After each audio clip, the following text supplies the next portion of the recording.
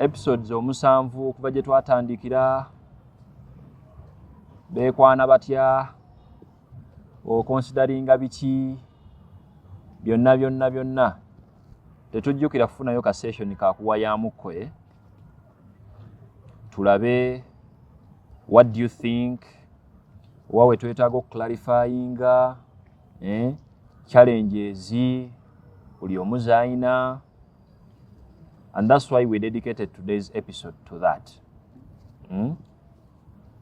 Nendowooza tutandike nga abalabe bajja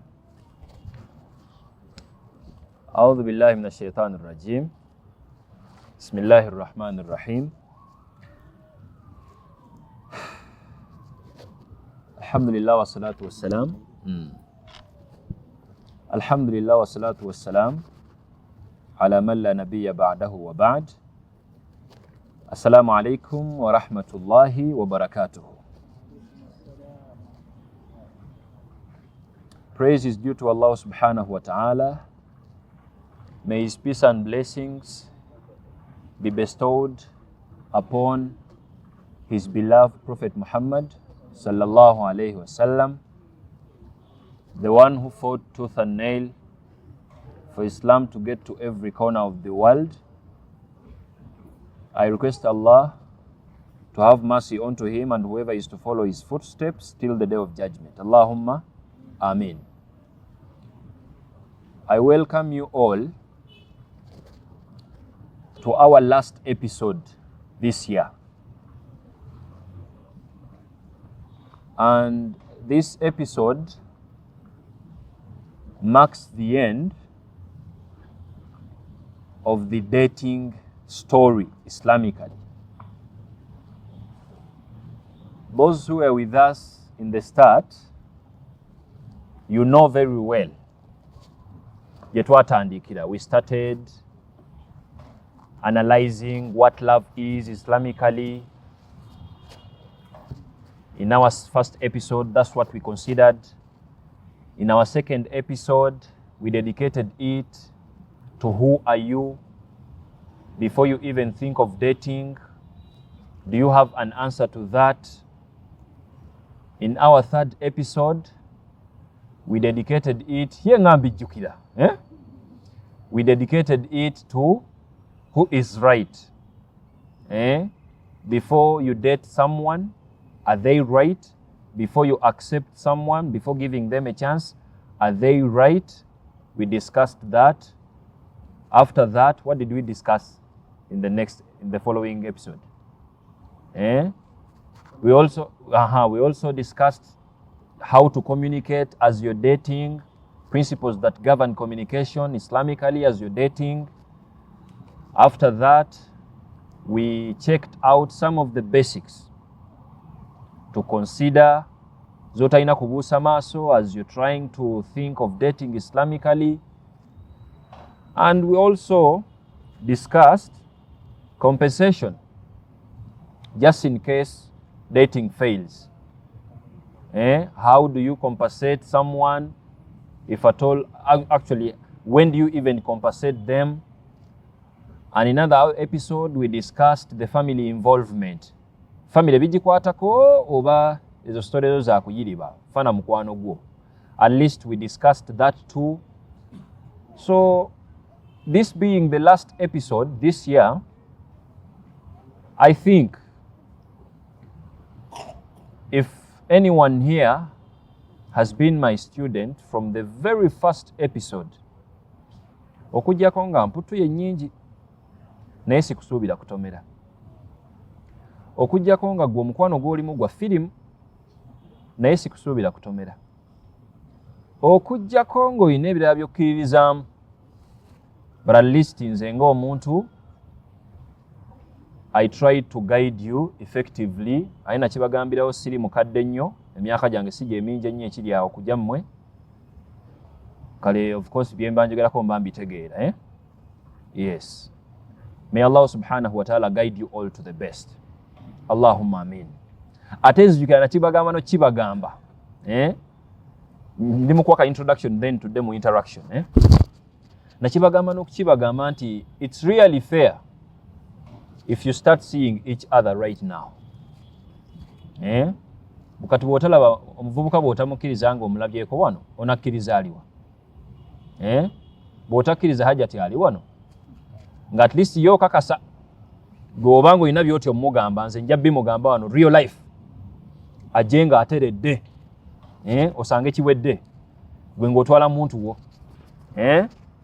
kati bw'otayagala oyo ojja kwagala ani saba Allah abeere nga abawa abantu bemuconnectinga nabo ate nzijukire nawa just previous session natongoza okwekyawa wano mu butongole I was like wobanga olina golaba omuntu nga wastinga time nimbasabira n'edduwa timbagaliza okwekyawa okw'emirembe ate nga mbasanyusa ki wallahi waliwo abajja mu inbox yange ne baŋŋamba Sheikh kyewatugambye awo twakikozeeko kanange ensonyi ne zinkwata ne ŋŋamba nti naye nga muli bakambwe nnyo omwana w'ebintu mukyayira bwere nga talina kyakoze agenda okumpisaayisaamu awo mu byasinziddeko okugoba nga mu butuufu asaanidde agobe omwana waki omwana w'abendi saba Allah buli eyagobye omuntu abeere nga amuddizaawo asinga Allahumma amin naawe kasooba ng'oli wano nga baakugobye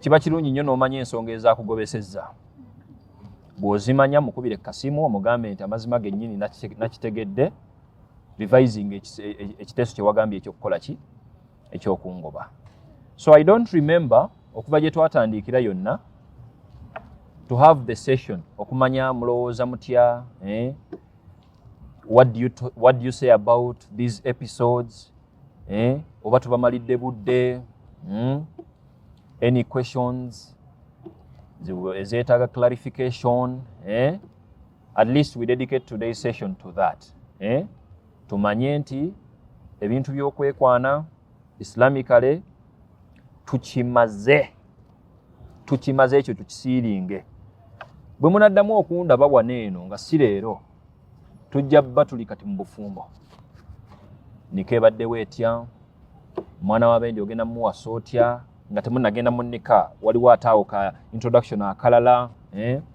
bakutwala nga namba emu bakutwala nga namba 2 3 oba 4 buli namba erina information egigwana naawe kenyini yakawasa awasa namba 2 ayinawo guidance ye islamically olw'okuba sebo omanyi okukwana tekimala olinawo guidance awo obusiraamu gye bukuwa okwanya otya namba 2 3 ne 4 era obakwana ddi ye kati waliwo kyenowoozaako waneeno nuza kwe tubatutandikira awo omuntu waabanga ali mu kwogeza omukyalo owookubiri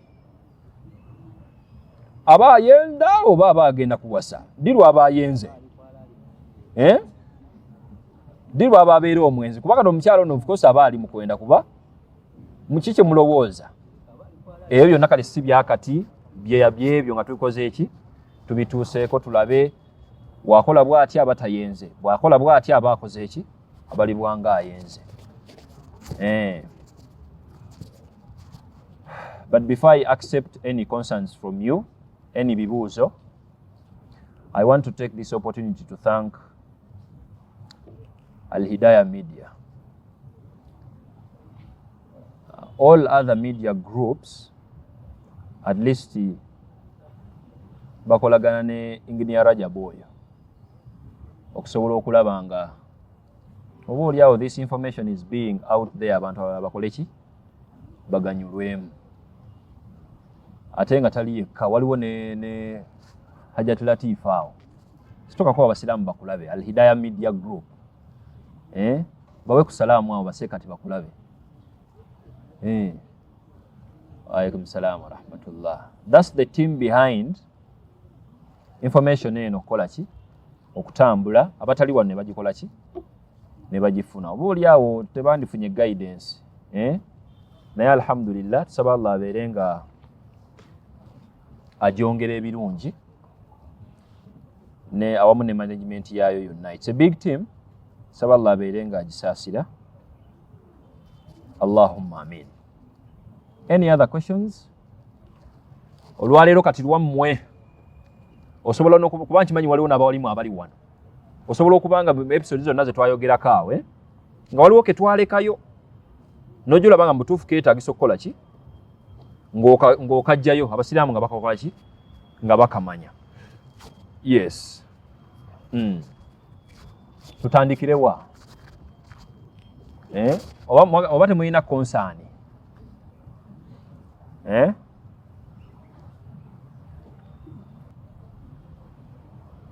tutandikite mundibira nnyo session n'endibira wano nembasiibulira essaawa eno kuba ekindeese wano ku interaction tuwayeemu nga bwe njogera nammwe mwogera. Yes. Waalaikum salaam wa rahmatullahi wa barakatuh. Oba oyogereko nnyo audio agifune. Nayigamu episodes zino kyasobola okujjukira amangu ennyo kati kya communication kubanga oyinza okuba nga olina omuntu gw'ocommunicatinga naye oba nga mulina obudde bwe mwongereramu mwasalawo nakkubira essimu mu kaseera nga sikeekali akabulijjo kati nolowooza nti waliwo obuzibu kitegeera oba n'osangako mistikolo mu kaseera akatali ka bulijjo n'otyamu n'ogamba oba waliwo ensonga ogenda omukubira nga mutuufu tewali nsonga mu kikwano kye kimuluma nabadde njala kunugabo n'ogamba okitegeera kati awo kitegeeza anytime ayinza okuddamu n'akuba nga waliwo obuzibu nesi kitwalanga nsonga naye kituufu ne bukutuukakaawo byokusaala kituufu eyo pointi nkulu twajogerako mu episode ya communication. Ate kyenjizeewaawo ekirala ndowooza tumanye enkozesa y'amasimu Yes. I think another factor kukongerezaawo ku kyogambye why do you make your partner get convinced and used ti gwe buli wooba ogenda omukubira olina okuba nekyoyomberako? Am I making sense? Nti wobanga buli wokubira ku mukyala wo, whenever you're calling your wife, kale sina wife kwato namuwasa mukyayiriba, whenever you're calling your partner nga gwe buli womukubira, out of the 10 calls you're giving, 8 gwa kunenya. Do you know what the training you're putting in your partner? Nakibagambako waneeno nti please, if you revise the way you use these gadgets zetukozesa wano bulijjo, yensonga lwaki abantu bakaaba nega communication agazibu ga communication. Ate by the way, let me even put a disclaimer. Siri motivational speaker bantu mmwe. Waliwo abatandise okunda motivational speaker sibangako sina na banali ntudde negomba ku profession yeyo nti ntandika okuzaamu abantu essuubi nga wembalimbisa mbunku wagemu awo please, your past is the past. Forget about the people you have killed. You can be a better person tomorrow. Siche ngamba. Mze ngamba, you have killed people. You are a murderer. But please, bamita murderer oba murder?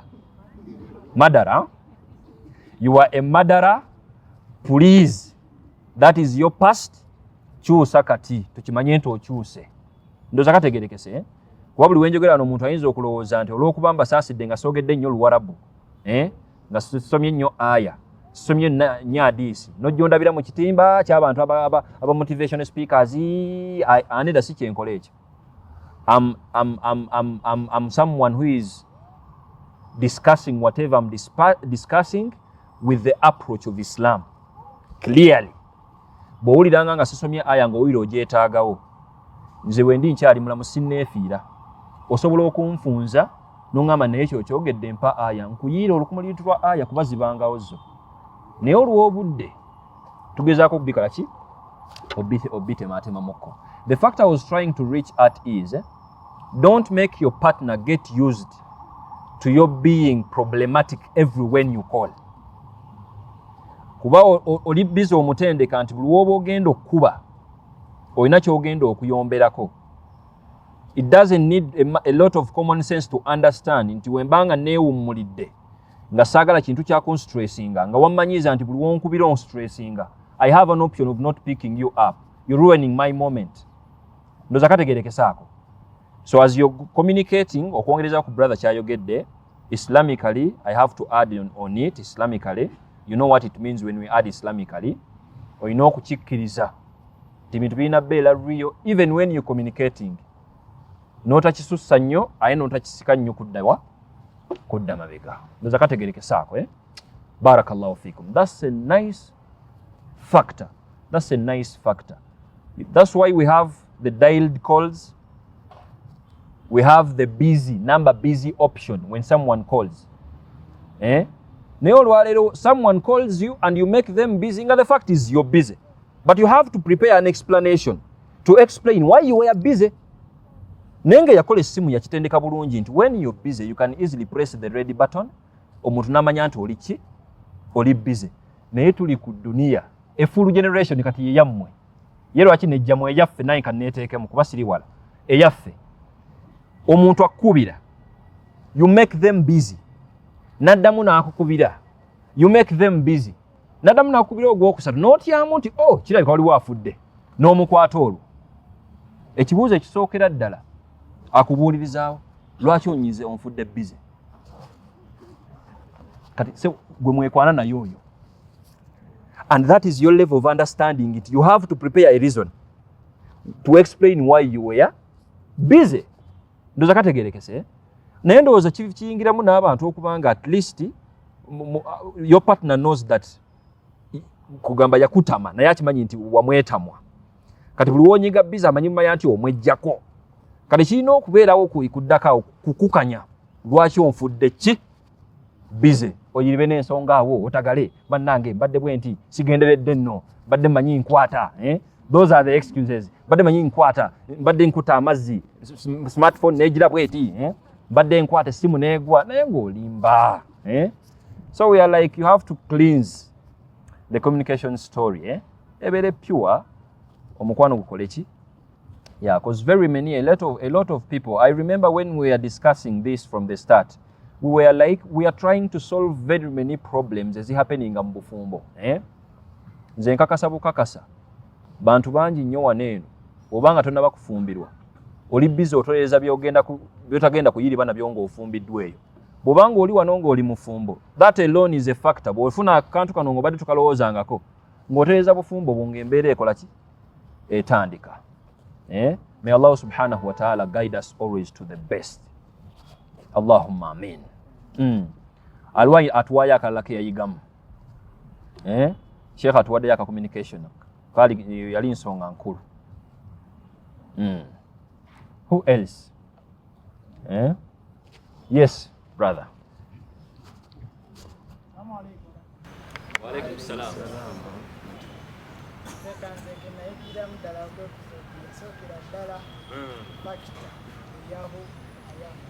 Yes.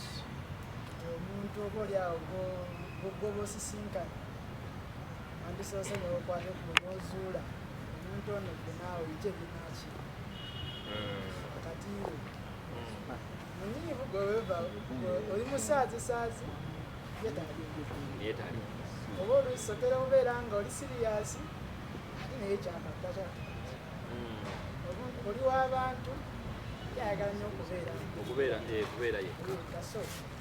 Ensonga nze kubanga ngira nkulu nnyo nti lisiti kyandibadde kikulu n'ofuna omuntu mu ngeri emu oba endala gunakukivamu. Mashallah. That's a nice factor. Yali episode ndowooza yakubiri. We asked a question ne tugamba who are you? Nga tonnaba kubaako omwana gw'abendi gwokkiriza nti you love them too. You have a question to answer. Gwani. If you're a guy, before you even try to think of dating a girl, do you have an answer to that? Ngezimu ku nsonga as to why we had that question was, you have a lot to deal with your personalities respectively. Mulimu ebintu nange bannaye mukwano nga gudaazizza abavubuka ba mulembe guno.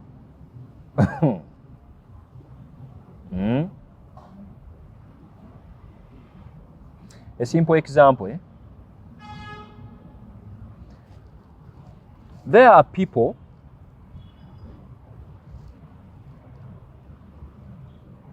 nga tebaagala nnyo bagenyi. They are not good at making new friends. Gye bali batebaliyo. Yeah, ng'ate mukyala nga yege mazima si mu bubi omugenyi wajja ewaka ng'ayambala plastic smile yeeyo n'abasigirawo obusiru mujeebale paka we mugenda n'asooka afuna ku miki ku mirembe. Gwoyogereza yaani? And you think someone like me ndi muntu w'abantu ngangwa kwoyo olwo kati mbo obufumbo bugenda kutambula olw'okuba tweyagala nnyo zibbubu zikaaba buli kumakya. Once in a while nja kuba n'abagenyi ewange. So I need someone I'm going to be with in marriage nga ffenna tuli kyekimu.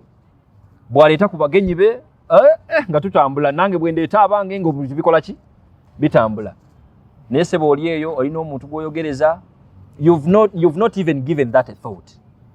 Muli kuzibbebi wano zikafe java zivuga mpaka family eyo bweriyagala okukyalira kati mu mukyala waku mutudde meeting mu maka muli bafumboolo your wife agamba naye bawa nga nkugamba ki muli mpulira abagenyi tebampisa buki tebampisa bulungi bw'otegeera amangu nga tonnamuwasa ekyo oba wakifunira dda solution nti waakiri gana amaka gajja beera nga siga abagenyi nnyo naye kanfuneyo amaka amalala nga gabaki gabagenyi. Ekyo ne kiba nga kikoze eki kitegeerekese. And that comes with answering that question.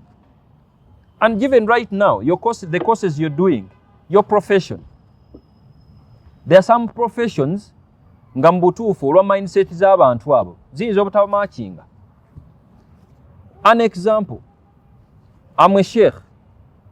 Muli wandibadde ogamba nti bwagwa ku sekkati oyo bayinza onnyumirwa obufumbo awo ne bitambula ng'olwo bw'aleeta aya ono bw'aleeta hadisi ono bw'aleeta bw'ati obufumbo ne bukola ki? Kumbe waliyo ne option endala nti I can be a sheikh and my wife is a sheikhat. Naye nga tuli mu njawukana z'abamanyi. Bwe ngamba nti Imam Shafi said this, my wife ngamba tolina ky'oŋŋamba. Imam Maliki said this. And like it or not, there is a head of the family, yani yenze. So by all means, naam. Alaikum salam wa rahmatullahi. Exactly. Exactly. Conversation, question and answer. Yes, chimbadde kuona, just like a sheikh story, So you would be like there and you're like, okay, if maybe now, for your information, my wife is a professional manager, Ukati oyinza ogamba nti bannange wabeeranga muwalimu obufumbo kabukole ki kabutambule kati obufumbo obwo oyagala butambule kumbe tugenda beera mu nkayana mukyala wange wagamba Imam Malik agamba nze nange bwe ngamba ati nze kiriwo ekiti Mama Aisha agamba bw'ati ng'obufumbo tebukola ki. The same applies with the council. You would think that just because they're in the same field of law nti ebintu bijja kukola ki bijja kutambula. Kumbo na ina kesi gyalabyemu ekituli ayina lakuna gyalabyemu bino ne bayiribiramu ebyo. So ebyo it takes us to understanding who is this someone you're trying to build something with. The more you get someone and you match, the less you're going to get wrangles. And many relationships right now are on naye nga sebe tebakirowoozangako ekyo. Muli ku bifirimu bye mulaba, the motivational speakers are busy guiding you, omukwano we okujjula, and you're busy giving less thoughts to such factors ezigenda obbaleetera okukola ki okubanga muwangaala.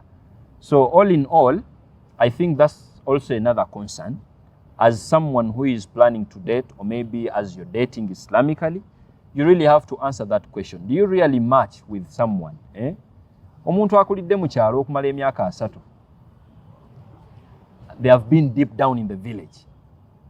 They might not be the same with someone who was born in the city. You understand my point? Si mubisi na gwenjerega. but that's a fact.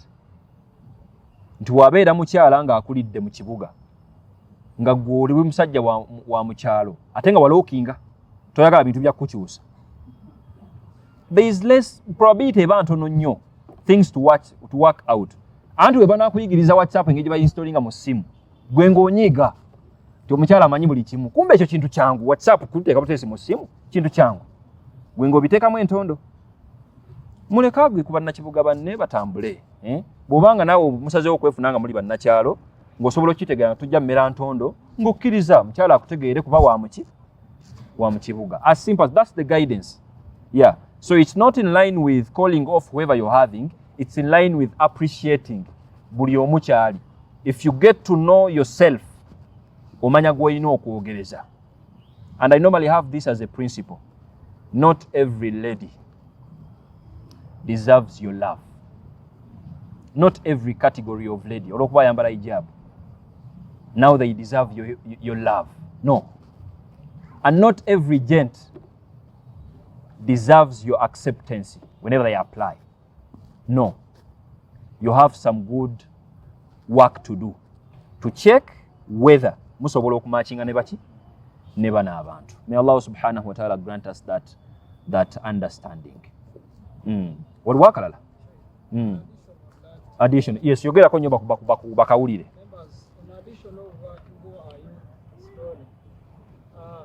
When you are dating yourselves, oyinza okusanga muno ng'alina by'ayagala gwenga tobisibye.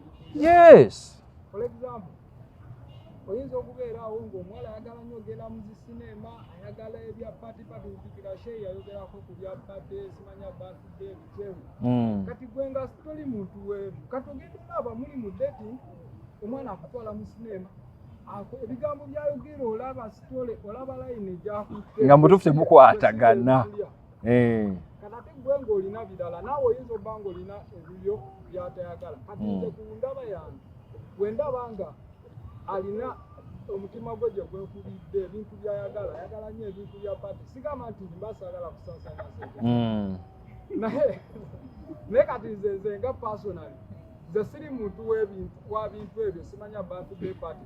Sooka ebimu oluusi biba tebikkirizibwa na musira. For example, omuwala oyinza omulaba nga ayagala nnyo ebintu by'ogenda mu ddwa, ayagala nnyo ebintu by'amawuledi biki, nze ng'omutima gwange nedda.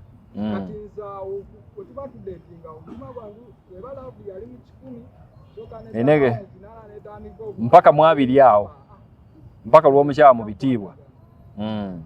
Yeah, that's a factor. Naddala social ndowooza twakyogera nako waneeno. Mulimu ebintu bye mubuusa amaaso bantu mmwe olw'omukwano ogwo omungi oguyiika mwe nga mulowooza Allah akyakola ennyo ebyamagero ebyo ebirabikako ebikanga. Nedda bannabbi baakoma okukka. I gave an example and I was like, buli omu gy'akulidde alina enkuza ye gye bamukuzizza. Even the understanding, the reasoning capacity, buli muntu alina omuntu gw'amaakinga naye endowooza. Okitegeera? Kankomyewo example gye naleeta. Wama ba muslimazi bameka abawuliranga okubatwalako out kyekyo nga mbutuufu kyekyo. Sigenda basabula just ndimo kubuuzaako bubuuza. Baliwo abagamba nti mbutuufu once in a while omuntu yanditututteko. Yes, nga togenda kisussa, toyagala kasente kangi, just once in a while akutwaleko. Akulage ku bantu. Okiraba? Ate nkakasa mwenna kyekyo naye just mutidde kuwanika. Kale ba Sheikh bameka mu abawuliranga mbutuufu kyandisaanidde otwale ku mwana wabeere nomukube public bamulabe. Ngamba agadde ya Rabbi. Temubanga mu abawanise mukikolako ne bana abawanise abeeno. Kapozi zefunifune wano mange ebintu bitambule. My point was, bannange si mu bubi, but don't start generalizing what you believe in onto other people. I respect your opinion. Eyokubanga oli muntu wa pate. Kashawa kunungu ukagenda ko kabebe ka birthday party buli kimu waliwo pate bungi awe reunion waliwo ne kapata akasingaanze okunnyumira like people nkalaba nnyo ndooza mu bakyala basalawo ne bambala hijabu oba pinki oba pinki bulu oba ki kati buli omu ndowooza ne bateesa nti kati fe aba pinki bw'omanyi oli wa pinki leeta bya kkala yaki bagiyita batya naye rainbow ng'ate egenda kuwaba rainbow si kabonero ka bano we mutwe mugiyita temubanga ebintu biyitira mu style eyo birindeko okunnyumira kati ate bintamika oli ogedde ku rainbow kalapate kale kalapate tulongooseemu waki kalapate kalapate nimugirawo aba bulu ayambadde bulu hijabu nayambala kya bulu kye n'ebyokulya ebya bulu ne bamiitinga mawuzi mashallah ne zivuga alhamdulillah ne banywawo ka juice ne bama ne baddayo ne bakola ki of course in a halal environment which is okay naye okakasa munnoono kyayagala. So Islamically the guidance is bambi if you're trying to build a project with someone you try to get someone we mumachinga. I remember bringing it and I was like wabanga gwe muntu gwe bakuliza party for the 25 years of your life every year nga bakuliza birthday. It's unfair if you don't have this appreciating mind okwa appreciating omuvubuka nga ebya birthday talina na wajjukire bali bajimukoledde nga mu bwongo bwe okukimutuuza na munti akakadde kali wano ogule keeki n'ebicupa bya soda muyite bannawe museke busesaawo n'ebifaananyi bivuge kigenda twala ebbangu kimumatiza ffe nga tugamba nti nedda w'obanga toli ready ku adjustinga ono muvubuka mwerekere agwe ku munne entegera zikola ki naawe ogwe ku muvubuka munne eno nga naye baazimukolera emyaka 2 5 mwese surprise awo mweyira amazzi mwetwale wansi awo mugire bwe muti bwe mwegulira obuweta ebintu bijja kukola ki bijja kutambula. I think it's making sense but if you think that only something that is adapted from the society as a behavior oyagala ogiteeka mu personality y'omuntu that's very hard. It takes time. Omuntu akuze nga jjajjaawe seeka jjajjaawo owokubiri yali seeka ne taatawe n'abaseeka n'akwata kulani wa myaka 7 akulidde mu kikomera kati oyingire wo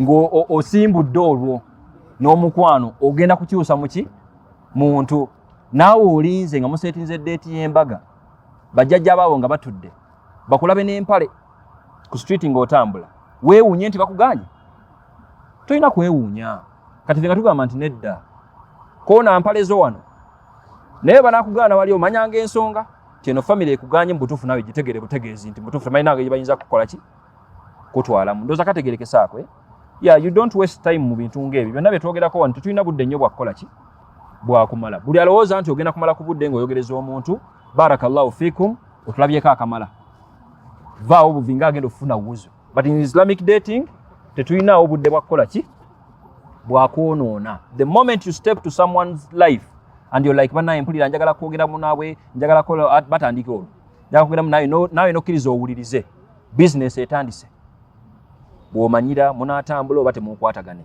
I repeat if you ever see anything nga mbutuufu mu kulaba okuko kiganye why do you even bintu bino mumala nnyo obudde bantu mmwe obudde bwe butono okufa kwe kuliwo oyinza okufa mu myaka nga 3 awo maybe you're going to get married at 25 of them in emyaka 3 but you're wasting time. Why do you discuss time after time onto one same factor for several times for several years? Bwongo kyo bwo discussing ekintu obutasobola kutegeera. Are you getting my point? Your own communication gwo omuntu ayagala okukubira ku makya evening afternoon walokingirawo this one talina busobozi kukubira afternoon evening and at night nemuki discussing ako this time the following day you're on the same point mana yinkubirako nayi tonkubirako mbera busy the following third time nkubirako tonkubirako mbera busy omwaka mulamba ne okubuza achievement muteesezza kuki toswala na kuswala and you make it a mention and I'm like we have been discussing how can we rectify our communicating skills. Really, do you have that time? Bolaba nganga munota kupiking ategeera eyo manya mti this is a mismatch. It might be a mismatch. At least Marriage is a project where you don't like a factor. Eje nga mugenda mala ebiseera n'ebiseera nga mwogera ku kintu kyekimu ekyo. I know people are in marriage right now. Nga ekibayombya kyatandika dda nga babakwana. Bafumba abo. Era n'amahale baagabawa. Kuswala buswazi nti yasaba bukadde butaano naye yandigazizzaayo yejjeereza ekibambulira. But they had the red flags. There are some funny stuff that people, relationship bichanganya mbuntu obutonotono waneeno. Nga it's a red flag and people are not minding about it. Okanyagamba tomorrow it will end. Please, time to waste is not there. Bolaba nga akantu nga weekali mukogereko. Bukaba nga tekasoboka nga naye tosobola ku adjustinga. Manya nti eyo kiganye. Mubitiibwa. Mutuuze. I repeat, si mukukyawa. Mutuuze omugambe muganda wange ze bankuza n'ekyejo. Ndi muntu ayagala okunkubirawo ku fajiri awo nzuukuse. Onkubireko ne ku break awo. Onkubire olabo oba nnywedde ku kyayi. Onkubireko ne ku lunch awo. Olabo oba ndi buki bulungi. Bw'owulira nga essaawa ebbiri ziyiseewo nze mbeera uncomfortable olina okunkubirako neera. Naawe nga weebalamu. Kyamazima nnyinza obutasobola. Naye olabye otya nga nkubiddeko reasonably nga omugamba sijja kusobola wa barakallahu fikum nga biggwa ng'ofunayo munno ow'essimu agenda okukubira ku makya n'olweggulo n'akumesigingamu awo buli kimu every time like that omukwano nga gukola guki gutambula. Ndowooza kategeerekesaako. Don't even skip that. I think before I get to the question session, I need to make this a point. Next year, as we switch to marriage, please, marriage is beautiful. I repeat, marriage is beautiful. We have a very big challenge that people who are failures in marriage, people who are having problems in marriage, they made their mistakes as they were dating. Islamic dating.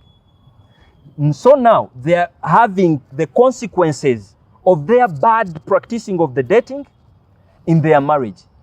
Beba ino obuzindalo katonda wange. Beba ina TV shows. And when they get to the mics, they are like, katonda wange, ekibambulira ky'omusajja, ekibambulira ky'omukyala, abakyala bobukwata bwoti, abakyala bobukwata bwoti, omusajja bamukwata bwe bati. Come on. Know where to place people who are speaking.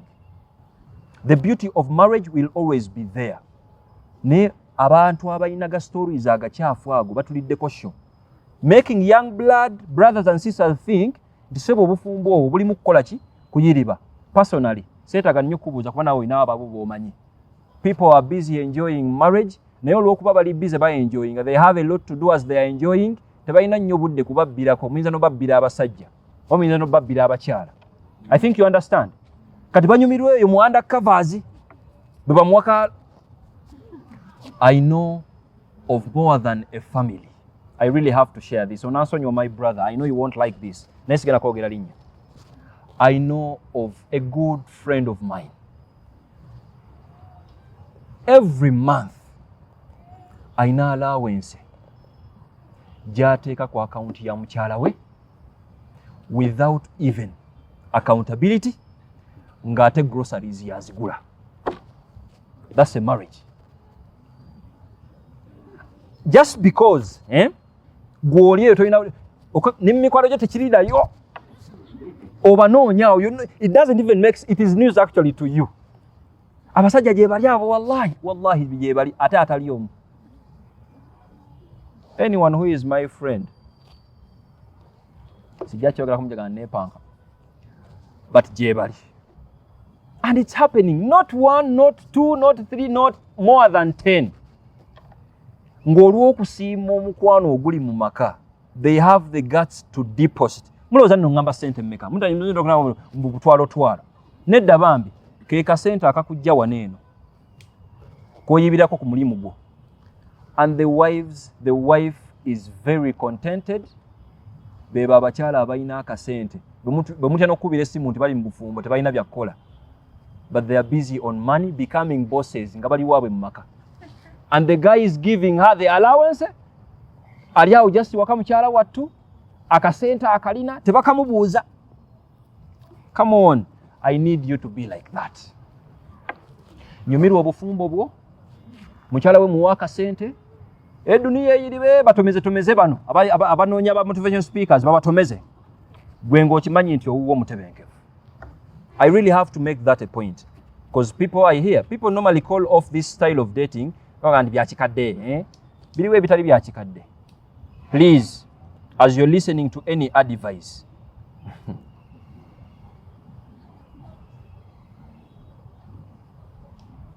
see, social media, many failures are on social media trying to distract the young blood. Just because you have data, bakuchayoro, and you have guts of getting your phone, no kabana mu maaso ga kamera, boyogera bulayini busatu obw'oluzungu, you putting in this background music, nga kanaku ne katambula. And now this young girl, this young brother is going to listen to that. Kati mbo inspirinze, baku inspirinze olwo. You're innocently taking yourself into the bucket. You won't have power to get out of it. Seek for the authentic guidance. Obusiramu bwa guiding abutia. This is why I am here. Yes, this is why I am here. May Allah subhanahu wa ta'ala guide whoever is trying to date Islamically mumbere kyasinza okubeera ennungi. Bw'olitomera ng'osazeewo biteeka wansi, tewali buzibu, bw'otasuubira nti njena kunyiigira. Nze siri nnabbi. Bw'ogaana otwala guidance yange nga weetomerera kintu, nga naawe ofuna ku bigezo bya Allah eby'edduniya, afulayo n'edduniya si nnyangu. Ng'oyiribamu awo otusinkane Allah nga akuwadde empeera y'obugumiikiriza. Tusaba Allah abeere nga atuwa that understanding. Allahumma amin. Let's switch to the questions, inshallah. Yes. So my question is, when we were ending episode 10 last year, last semester, you said that you are going to talk about dating indirect, telling someone that you have members indirect, but we are ending dating that. Without talking about it. But I remember we talked about it, right? Maybe you remind us. Okay. A brother has reminded me that in a certain episode, I discussed the direct and the indirect approach. I made it a point and I was like, all of us, everyone has a suitable style and approach to adopt to. There are some people who are too bold, irrespective of gender anyway. Ngagenda kujja mu maaso akugamba nti sister, you are beautiful, considering what I am saying. I don't have time to waste. I want you to be my wife. Wa barakallahu fikum. Please think about it. Atambula agende nga yamaze. And then you also like, okay, let me think about it. Obosekesekemu awo bigwerawo. They are there. And there are these innocent people, obooli awo ekigambo kyabwe kye kitono. They may try to adopt to the indirect approach. Ye kati omuntu amanya atya nti ali ajirira. Waliwo abantu abalina wano irimu y'okukwana wano. Mwandibadde mugijjayo wano tugizlamizing, tulabe oba eri halali oba haram. Mutuwe ku line zaabwo. Tutandike neya direct. Wama never Sheikh ati wobeereyo nga they have ever exercised any line onto you. Ng'ogitwewera. You might. No.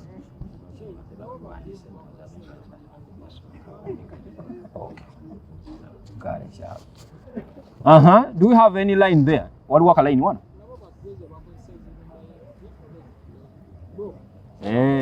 Wama a Sheikh, if you're into this guy now, because of course Islamic,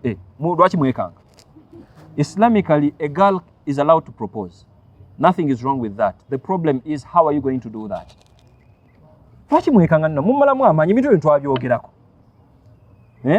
Of course it is allowed. Okay, how would you do that? But you might save a soul here. There is a guy here. Ne wallahi amanyi nga talina kyayinza kukola ki? Kukola. N'omwoyo ka line awo n'akoogera. N'ofuna empeera z'obufumbo.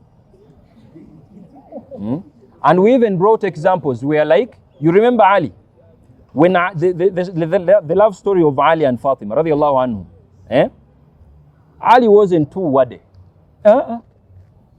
Musimanya nkwagalanga kino, you're my world, you're blah blah. No, it never happened. Sebo yali musajja wa nsonyi. And when he marched to the prophet yamutaso mugugu. Prophet was like, Ali, as you are entering here, bali bamaze no muwaga, remember, the fellow guys, as we normally do, genda nawe kisobola, Nalumba. When he got to the prophet's house, ekigambo ne kimubula nabanga atayogerangako. And then prophet was like, come on, oyingiddezo nange olina kyoyagala okungamba. What's the problem? And of course, prophet sensed. He was like, it's like you need the hand of marriage. Fatima's hand in marriage. Ali was like, definitely, that's why I'm here. Fatima naye yasiima dda. So I want you to imagine, Oh, bannange wulira ka love story. I want you to imagine a guy, who has no words, with this girl now, who is too shy, 100%. Everyone is interested in each other, But all they are waiting for is someone to just spearhead. Tokola bingi, You just have to just do something that is specifically for lovers. Gommanyi kati omukwano gukoze eki? Gutandise. Kituufu basi kituufu. Kituufu. Ate abantu abo tebanyumiddwa mukwano gwo. Kuba bambi baba innocent. Experience ye. Soka ne bajja batwala obufumbo obwo ne bugenda muki? Ne bugenda mu maaso. Yes? So there is that indirect and direct approach. But for the sisters, just to wrap the whole story up,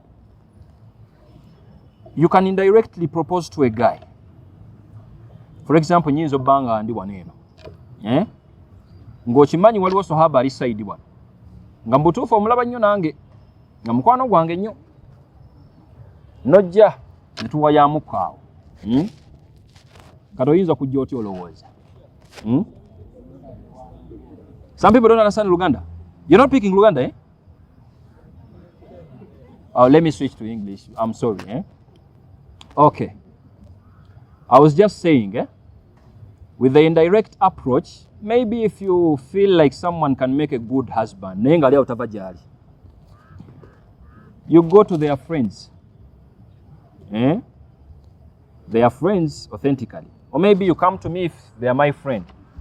You're like, but Sheikh, just don't say a lot. You're like, I don't know why, but Abdul Rahim is... We know Komao. Wallahi l'azim, if someone is trained, they will never mention that to them. All they will do is to find ways of mentioning you, mumaso gawe, identifying you for a couple to be. And that's what happened with Khadija and Prophet Muhammad sallallahu alaihi wasallam. Khadija sent Maisara, a friend, to mention her when they are with the Prophet. And then she definitely did. That, oh ya Rasulallah, I don't know why you're delaying to marry, but I think Khadija can make a perfect match. Yeah, that's what Prophet was told. And then Prophet was, of course, mutually in love too. He was like, okay, that's a nice deal. He accepted and he went in to officially propose to Khadija.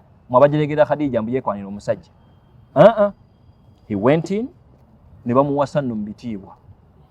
That's the first love story we have. There is no love story that will be perfect like that. I think it's making sense. Yeah, so at least I don't want you guys to even waste time one. And remember the principle, as you're dating, which is okay. Which is okay. Who told you that just because you say I love you to someone, by no kukiriza? Kudiruchi. Aizo batu mukolera. Na kugana mbulunji. So as you say that to someone, basa wolo kugana munange, oguma bugumi no manya nti okay, banganye, let me look for someone who will accept me. Don't even waste time. This halaka is a very nice sport. Yes, indirectly. If you're all students here, hey, after halaka waneno, obudakiko bangatabana kwazina, even after swala. Mufune program wano, Yes, program. When you're going to date Islamically, manyi lwaki mbeegaanira waneno ku front tonjogeranga nako if you're thinking of dating using some other styles of dating. Sibanko musomesaawo. Naye obanga ogenda ku dating Islamically, omwana wabendi ng'oyita mu channels entuufu, nga you table stuff, bw'akugaana alhamdulillah, bw'akukkiriza alhamdulillah. Yes, ayinza okuba akugaanye ng'akusaasidde nti oli too perfect for her. Oba asobola okugaana nga mu butuufu tomusobola, oba asobola okugaana nga mu butuufu alaba nga temuyinza obutamaakinga. Wallahu alam bisawab. Waliwo alina kyabuuza before we start? Yes, Sheikh Muhammad. Wa alaikum salam wa rahmatullahi wa barakatuh. Yeah.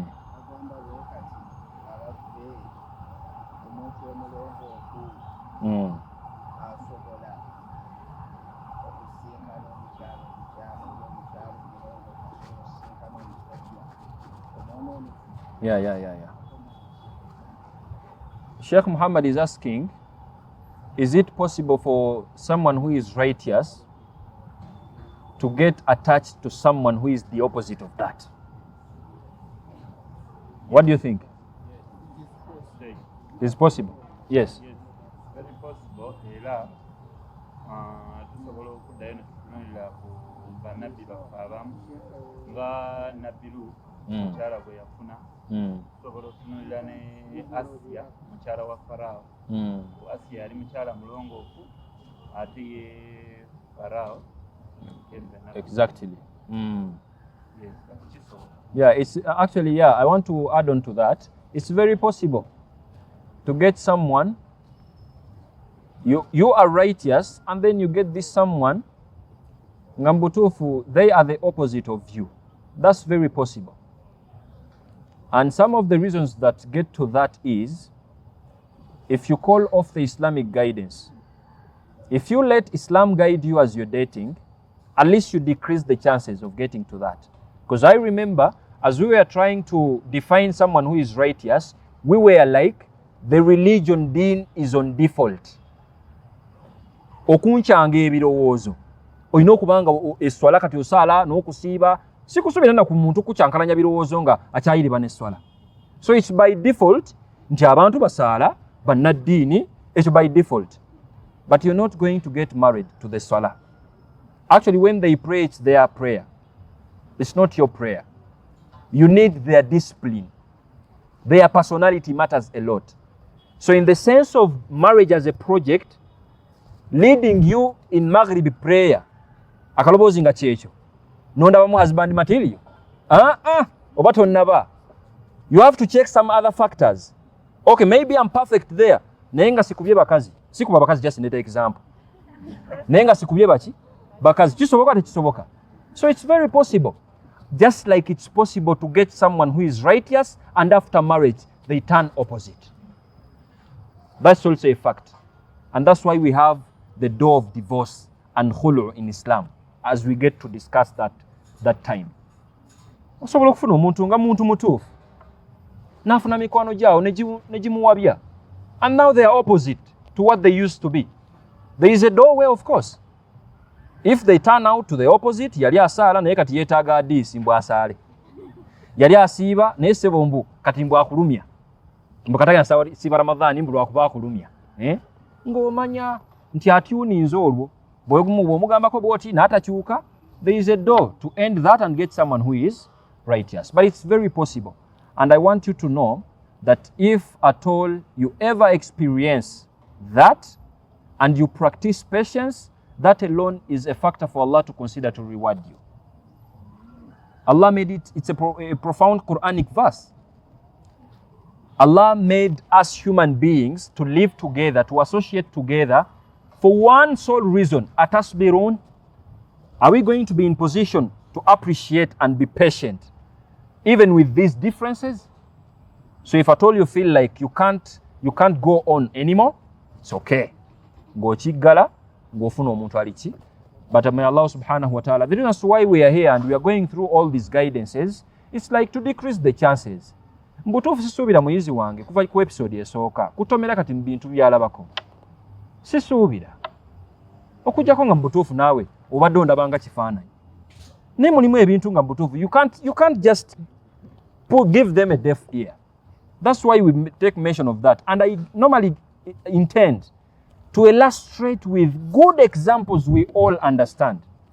So that maybe you use the very own examples osobola okumanya okwebalabala nti maybe ndi mu byaddala oba ndi muki ndi mu katemba. I think I've tried to address that.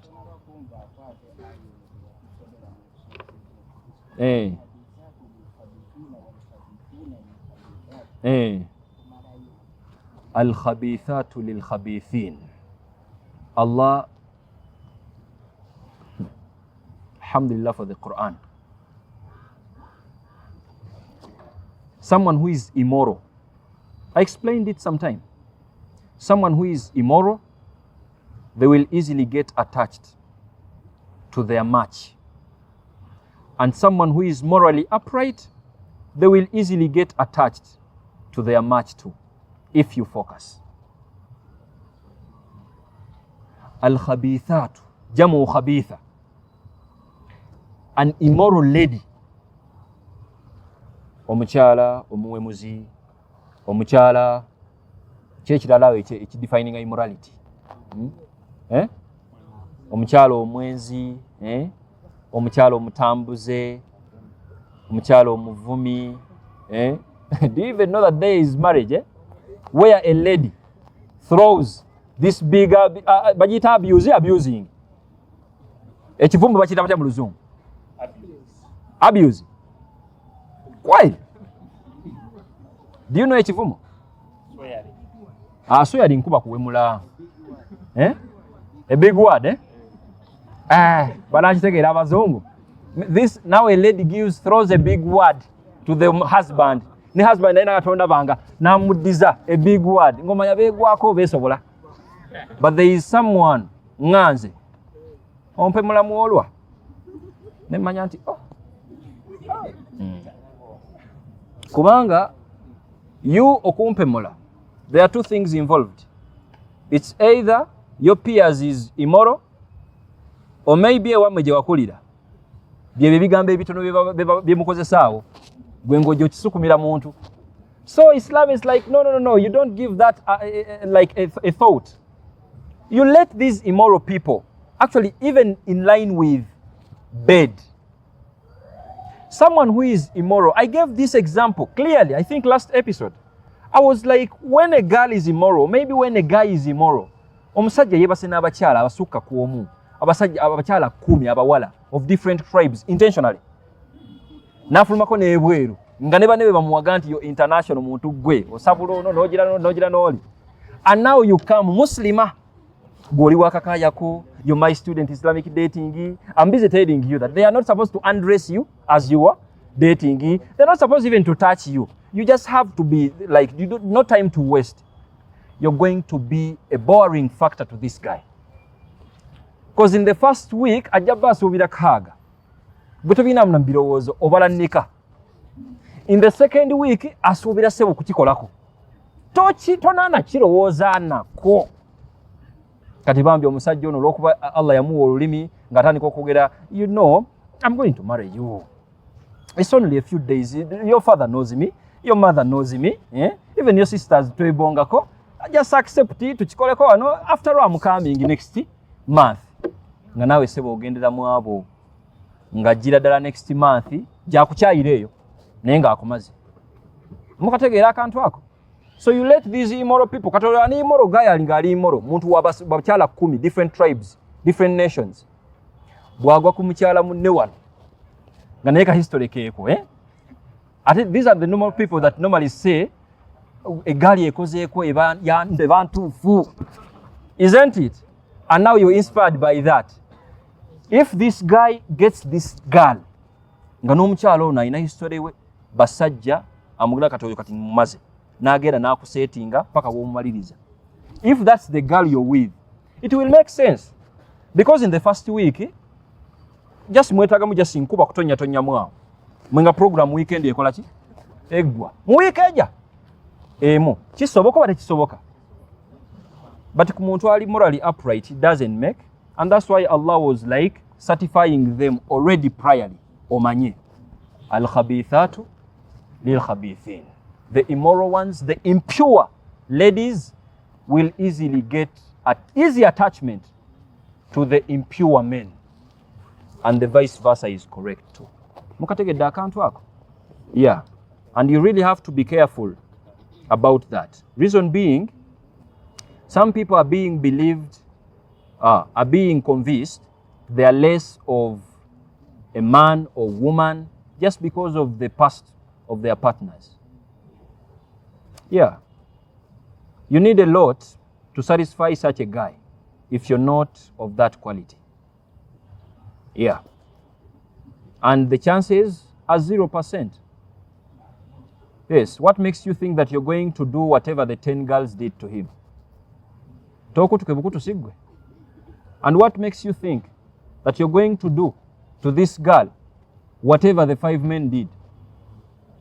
Olumalanga bakuyuwako, you're less of a man, ng'odagira mu makerenda, kumbe tewafuna wuwo. If you get yours, things move. Kubanga gwe nsiye.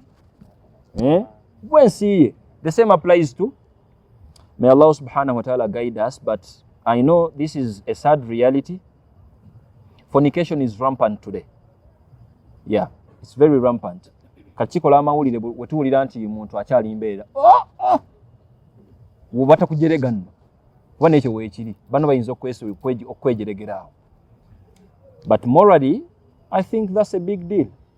Yeah, because if you're innocent like that, ekyo kyokka kikuyamba okubanga you get someone, if you focus, atagenda kumalira budde nga agenda kubeera husband in the real sense of being a husband. I don't know I don't know whether I'm being too wordy, but let me end with this. Personally, I'm someone who believes virginity today might be psychological as compared to the real definition of it. Just because you've not physically got attached with any guy, that's a percentage. To some extent you are. But today, it's very possible for someone who has not yet physically got attached to anyone, and they are immoral in their minds. True or not? Kupono ne yajja. Just data. All you need is data to go and watch porn. And someone who has watched porn as early as 17, he has teenager, 17, amaze emyaka 2 experience gyalina mu porn. N'omugwako at 20 years. Physically, they have not yet been attached to anyone. But they are porn addicts. At least with the physical damage, you know what you're dealing with. With the psychological one, you don't even know the measure. What to apply to do away with it. We are in the generation where a guy who has not yet even paid any mahar knows the qualities of a lady gwe yeetaaga in bed. Tawasanga nako. Naye asobola okunnyonnyola nti bw'ofuna ali bw'ati, n'akola bw'ati, ogira bw'ati, otawasangako oyo gwe twogerako. Era asobola okuba nga talina gwe yali afunzizza. Naye ssebo, he believes olw'okuba amaze emyaka gye 3 mu pooni awo n'amannya agazannya abapooni ng'agamanyi, kati he believes nti ayina audacity, guts to say something in line with that. I think you're getting my point. So please, you don't even skip that. The same applies to a girl. When did a 20-year-old girl atafumbirwangako? Okay, let's also positively think nti teyebakankona musajja yenna, and they know the size they deserve in marital issues. When did we get to that? Sagala kuwemula nnyo bato nakutegera okyali mwana muto. When did we get to that? A 20-year-old abiyigirawa, and you believe gwatali porn addict, no sango ono Ye already you're setting obongo way that psychologically someone has to do this and this and this and this for me to get to the extreme. And trust me, if it is a psychological one, you won't get satisfied, not until whatever you think and believe in has happened. I think I'm making sense. Eh? Yes. I remember one day, nayogera koko wano, ningama ati someone watches porn for an hour and they are treating their mind until they deserve an hour to get satisfied. And then I posed the question, muntu chigota na kwetondera? Have you created anyone who is going to spend an hour with you? And then I saw some comments my pages that I'm blocking up. I don't remember anywhere calling for anyone to follow me, because I know you follow me with sense. Atayagala sense about no sense banji. You try them. I don't even earn from social media anyway. You get? I'm busy guiding someone innocently out of this generation that is busy distracting people. Nothing like any history with marriage. Sebo, an hour. Do you know what it means someone to be a husband to someone, to be a wife to someone? They are not even considering to learn you, your personality, to learn you, bwengo omuntu. And they are busy considering what they believe in. Deba watchinga. When a movie is being produced, there are psychological doctors behind it. There are philosophers behind it. Abantu abamanya chebakola. And if you're a historian, you know that the easy way to transfer cultures from a society to another society is through movies, cinematography. Historians know that. Those in America, they don't need to do a lot. They don't need to come here to change our society. Those in the West, all they need to do is to play a movie, put whatever they think can change the society. Chisanga gwe traditional waffe nga golowooza nti kati byoliko wano byagwako ng'oyiriba omala koona 35. You scrap. No one can take you. No one can even give you a thought of being with you. Lwojjukira tibannange batugambanga nsaba Allah kunzijukizenga muntu gwe omanye ate si mububi bannange teekako ne ka smile. May Allah subhanahu wa ta'ala guide you. But I'm just trying to show you how complex the world is now. It is possible to fall in love with someone who has the history of being omsias. Is it possible or not? Do you think the approach you need to apply on such someone, the approach you're applying on muntu atabimanyi? Just discussing with someone and they're finding sense in that. Please, you can be, I'm a male and I feel like I'm a female. Just kasita kyogera bwogezi omanya nti this bracket of understanding tesaana nze ng'onoonyayo omulala. As simple as that. Ensi gye tulimu olwaleero. Call this off Islamic dating. Oliraba. Oyina okuyiriba. And that's how I term virginity. Nti kati byakyuka edda wali eringa kuba byali sure ate kati omuntu yandikikoleddeko wa. Naye olwaleero, if physically no one is there, there is a phone, there is a lot of materials to use. Tebayiriba naki? And that's why many people don't even want to get married. They believe tulakuba balina bye bakola. Bijja baleetera okubanga babeera bulungi. May Allah guide us all to the best. I learned to expect anything at any time with your partner, which is okay, which made me to think of every step I take into a relationship. That's a nice one. That's a nice one. It's a lesson, Yes. Is your name? Babadde banziramu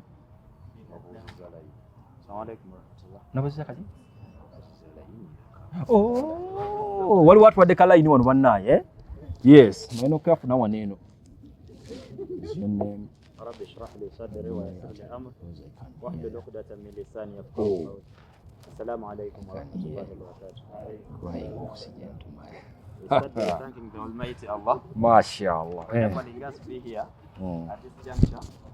Also pray for for the Prophet sallallahu alaihi wasallam, whereby if at all we pray for him, we benefit from that. We also thank our Sheikh for this series that we are getting from him. And by the way, I think words cannot express this, but at least I request we get someone to, maybe one or two, male and female, to give him a vote of thanks. Today's halak is proudly sponsored by him. May Allah give him the best out of that. I don't know whether we are getting someone to thank him at least. I'm having quite a number of questions today. One man I've talked with about it. I've to.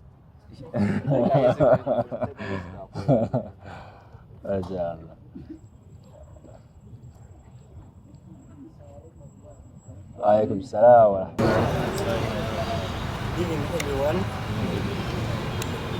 I've been chosen by my young brother to thank my elder brother. I'm very grateful to be here. I'm not a student of Mackay University, but we've been groomed with him, my elder brother. I know what comes from him. It's always the best. That's why I chose to come here every Friday whenever I manage, because it wasn't my thing, but because of him being in Rahman, I decided to come here. Sheikh Hussein Ali Bulafu,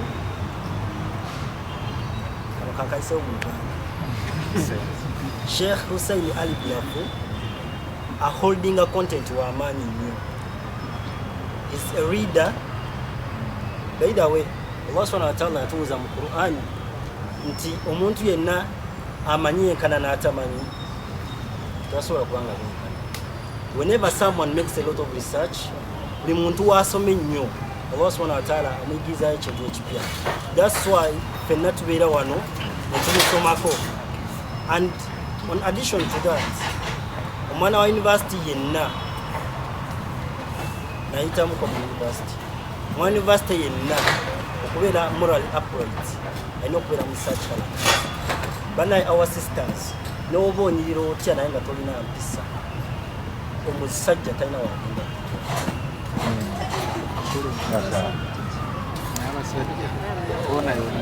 I think the reward, the opposite daily, the opposite is true. But ensonga lwaki babateekako nnyo emphasis bamaama baffe, because you groom our kids, you're grooming the next generation. But this guno omulembe abaana abawala tebalina mpisa. Sheikh, I have friends abaana abasiraamu babavaako. He said, I no longer date Muslim girls. He has an experience here. Bam heartbreaking ako nga manya agenda kuwasa omuntu nakera ku machana wa kifana. Bam heartbreaking ako when he was thinking that he's dating with someone, then the following day nalaba omuntu nga dating na muntu mulala. That's what they are doing on the ground. I have more than 1, 2, 3 people. I can't mention their name. Because twaba disappointing. When it was Zama Amani, be like they're all human beings. Never by enough faults. Agabo mwana atali Muslim. Abena faithful. Agenda kwagala. And it's true. Omuntu gwenjogera ko sawa zino they are dating. Ranga ali willing omuwasa. Chukwa mwana atali na chuka. So things like that. That's why our sisters are remaining ngati bana batwala, because babagala batusingako babagala chi. But for that, so Allah kuongere naffe atusima abaziwa. But at least, barakallahu fikum. By the way, I need to say this. He is a professional accountant. Yes. Teyetaga nnyo dduwa. Yes. At least, and I'm grateful that at least people travel. Nebajja waneno. My brother Sheikh Muhammad, yes, he's a businessman also. Naye seba aleka ebibye najja wano. Every Friday evening, and many people. So barakallahu fikum, my young brother Shaban. For that, may Allah subhanahu wa ta'ala continue guiding us to the best. Naam Sheikh. Alaykum salam. what I want to do. Yeah. I just want to compliment what you are saying. Actually, child get the experience. Manja abajifanya abawala basiramu naye at least bano si be bano abange bayizi bange namwe mwe muli muli wanene nabagoba ddajjukiro naam abawala abasiraamu njala bakyegendeza wano basikuulira bulungi abawala abasiraamu actually balina engeri gye babakuza mu society ngaba distancing from these males n'opposite sex kati bakula nga balina ekyo twanekisa nti n'obeera omu approaches okutudda no ku university tetuli mu an Islamic institution naye ojja gyali engeri gya kureceiving ebeera yanjawulo singa balira abalala nti gyetali used kuba opposite sex alina engeri gyakuyisaamu oza n'omuweereza message yakuyamba mu group n'aganokiddamu n'akukutiikinga nemala yonna wiki nga sitakudanga oba abakulengedde laba kiriwo ekiri nti engeri gye baba bakuzaamu negye baba grooming ku Islamic schools babawula nnyo ku one opposite side eyo kalati oba beetaaga okubabuulirira engeri gye bayinza okuinteractinga nabo bakirapinga actually ko bali mwana akula nga akuze nawe we bati amanye omulenzi alowooza atya bw'aba azze bw'ati kikyayagala okola sessions nga zinene zibeera nnungi nnyo gye bali bana so actually kyetaaga okistadinga tandika okubayamba mu ngeri efaanagana temugenda kwewozaako emutwe mungi yeeyo lamuno oyaga muddiza But now, actually, I need to say this. Of course, as a girl child is brought up, Obusiramu, yenkuze entuufu. Kubanga there is something that keeps on confusing me. Nti omwana ono omuwala, she is the only one ayina chance ey'okumuwemula as early as 10 olw'okuba ssebo mugimu. Kituufu oba si kituufu? Olw'okuba ssebo yeekulira kiri awo kiwala kya myaka 13 still young, naye bw'aba atambula bw'ati owa boda n'amuwemula mukyala wattu ndowooza motivations bwe bava ti endowooza y'omukyala eri 10 times ogerageranya neki bakyongerengako nti 10 times mu mbeera eyo than ku y'omuki kuba omusajja gw'oyogereza okuze mupisebe nawe okujjawo nga nawe wali muyiribi nnyo pisebe nawe ng'olina gw'olina kweri naye ssebo ono pisebe wali asobola omutawaanya ne bamuwemula ne bamuwa bulayinzi nga buno buliwa n'akatiko mwana muwala bamutandiseeko at 13. So Islamically tugamba nti omwana waffe ono omuwala tumukuze bulungi, of course si kumusibira mu kisaakaate naye amanye nti nekino kisoboka, confidence eyo abeere nayo kuba bw'anajja kati waneeno asobola okusengejjamu nti ono ayagala muwe notice naye akyesusizzaamu mu kumusaba takuwona kyansi akusibirayo busibizi oba aba akusaasidde nti ayinza okukufuukira fitina n'oyagala okikoleko ate ng'agenda kukugaana. Okay. Banaye kanzisome sobola kyebeera waliwo ayiyeewo wada akagambo nkimanyi waliwo sohaba agere kukatwala wala. Watching the World Cup got me watching the World Cup got me to think about how you are my world and how I want you to always be there to fill my cup when the rest of the world tells me to slow down. Olongo muwala mulabi wa mupiira ako kali awo ne wabeerawo naye kano ndowooza kali nnyo ku mupiirapiira omuwala wabanga si wa mupiira ayinza obutakufuna bulungi ne wabeerawo ne kano babadde bagulaba is your at least ogamba nti maybe you are my ball naye bolo nga buli omu amugoba okay you are the ball and I'm your goalkeeper. Wakiri goalkeeper akwata omupiira agende Is your name pulmonary artery? Bino bya kisawo. Is your name pulmonary artery? Because I can hear you carrying oxygen to my lungs. Adda. Saballa bateremo obwangu bantu mwe. Amina ya Rabbi. That is the struggle that someone goes through nga they are dating. Please, nga tonna goba mwana wa bendi, jukira ku moments zino. Bitama. Every 2 years mudde mu byakatembeera ebyo. You're my world, you're my world. Yeah, your best color. At least okiyitemu experience mu kiggweeraawo omanye nti bikoze eki. Saba Allah abanguyize bantu mmwe. Amin ya Rabbi.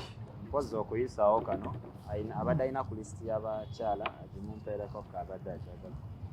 So the first question goes, what kind of red flags can be accepted and at what stage can they be neglected? Because some people hide their behavior. As soon as you get to know a red flag, nga si bintu byo, eh? Yeah, if you still have a chance of calling it off as you're dating, remember we are in dating, eh? Yeah, it's better you call it off or you try to rectify it with your partner. You get, eh? Yeah, so there is a chance that before you end it, you still have room to discuss it with your partner. Nola oba asobola otereera oba ki? Oba ayinza obutatereera. Yes. So the second question goes, is it a must while dating for lovers to meet with a mahram? Yeah. Given that it is in a public place. Exactly. That's the difference between our style and other styles. And just for clarifications, ekibateesaawo abo okusatu abo. Sikuwuliriza bye mwogera. If I'm your brother and you're dating, you're my sister, you're with a guy, ekindeesaawo awo, if it is cafe javas, nange mbeera awo ku biru yonno. Mbeera awo, nange ngamba laba. The reason why mbamba laba, muleme kusuka mulina kukola ki? Yeah, this mahram, the reason as to why they are there is to protect the sister. Not to take advantage of her, not to even disrespect her and oppress her. Naye oli eyo olwanye entalo z'okusasula biru omusajja akolese mu restaurant, olwanye entalo z'okuvumira mu public, olwanye entalo. How dare you make an appointment saawa nnyezi ekiro with someone you've met just twice? Okyamunoonyeza n'omunoonyerezaako. And ku saawa nnyezi ekiro tolina na mmotoka. Ye kennyini yalina emmotoka mbu yagala n'okudropinga. Weerabidde insecurities zonna nti akyasobola okwekwata ne banne ne bakutwala for advantage. Akyasobola okufuuka omuyaayu just in a second n'akumalako ekitiibwa kye ekyobukyala. So Islam is like nedda bambi omukyala waffe omusiramu tetujja mumanyira bwe tutyo. You're going to go out with them nga si bakyala bo, someone alina okubeerako awo, preferably a brother oba a father oba a male abeerewo. I'm protecting, akugambe nti olina eddakiika 3 yogera bye mwogera business muzeeyo ewaka. I think it's clear, eh? That's the difference, because you are not allowed to only be two alone nga you're dating Islamically. No, wategedde okubeerawo third party. Thank you very much. Someone is saying salamu alaikum Sheikh. Salamu alaikum. Kyembuuza okufunira n'okwefunira omubeezi kiki ekisinga? Byonna bye bisinga okusinziira ku muntu yenna. Bwe bakufunira nga gwe bakufunidde gw'osaana bitambula. Bwe bakufunira nga gwe bakufunidde takusaana era tebitambula. Bwe weefunira nga gwe weefunidde yasaana bitambula. Bwe weefunira nga gwe weefunidde si yasaana kuyiriba. So byonna bye bimu, eh? Byonna bye bimu. And that's why bataata baffe they considered okubanga bafunira abaana baabwe because they were well exposed as compared to their kids.